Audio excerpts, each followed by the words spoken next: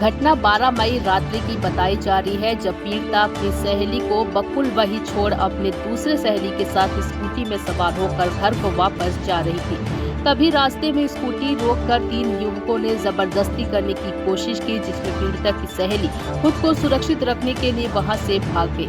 वहीं पीड़िता स्कूटी संभालने के चक्कर में आरोपियों के हाथ लगे। पीड़िता ने जब शोर मचाने की कोशिश की तो आरोपी युवकों ने पीड़िता की मुंह को बंद कर दिया और बारी बारी से पीड़िता के साथ दुष्कर्म किया, जिसके बाद पीड़िता अपने घर आकर अपने परिवारजनों को घटित घटना के बारे में जानकारी दी।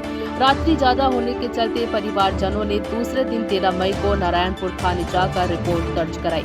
इसके बाद नारायणपुर पुलिस ने त्वरित कार्यवाही करते हुए तीनों युवकों को धर दबोचा और न्यायालय के सामने पेश किया है। बता दें, पीड़िता नाबालिग है, जिसमें तीनों युवकों पर पॉक्सो एक्ट धारा के अंतर्गत कार्यवाही होनी है। दुष्कर्म के आरोपियों के नाम अनीश मंडावी, संदीप उइके एवं रोहित उइके है। नारायणपुर से अलसाबरी नाज की रिपोर्ट।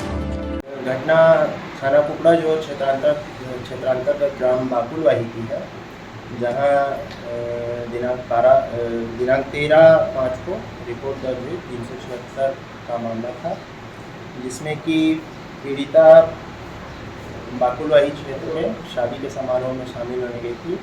वहां से वापस लौटते वक्त रास्ते में रोककर तीनों लड़कों ने उस रास्ते में रोककर उसके साथ गलत काम किया।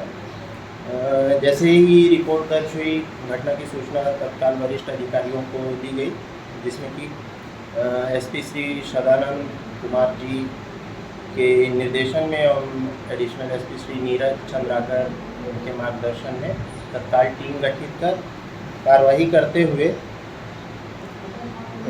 तीनों आरोपी धनेश मंडावी, संदीप उइके और रोहित उइके, इन तीनों को तत्काल नाकेबंदी कर गिरफ्तार किया गया एवं न्यायिक रिमांड में जेल भेजा गया।